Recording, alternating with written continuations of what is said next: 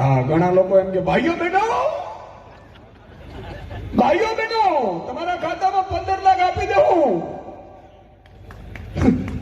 બાબાજીનું ઠૂલું આપે તે કોઈ દિવસ કોઈને ચા પીવડાવી છે, તું 15 લાખ આપે ભલામણ.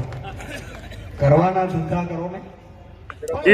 આજે જામનગર શહેર ખાતે વોર્ડ નંબર 16 આમ આદમી પાર્ટી દ્વારા એક જનસભાનું આયોજન કરવામાં આવ્યું.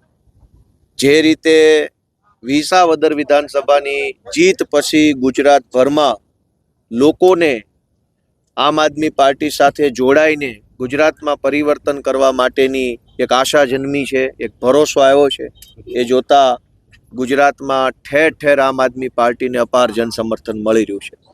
છેલ્લા ઘણા સમયથી ગુજરાતના લોકો ભાજપના કુશાસન અને તાનાશાહીથી ભયંકર કંટાળેલા હોવા છતાં પણ કોઈ સારો વિકલ્પ ન હોવાના કારણે મજબૂરીમાં બીજેપીને મત આપવો પડતો હતો.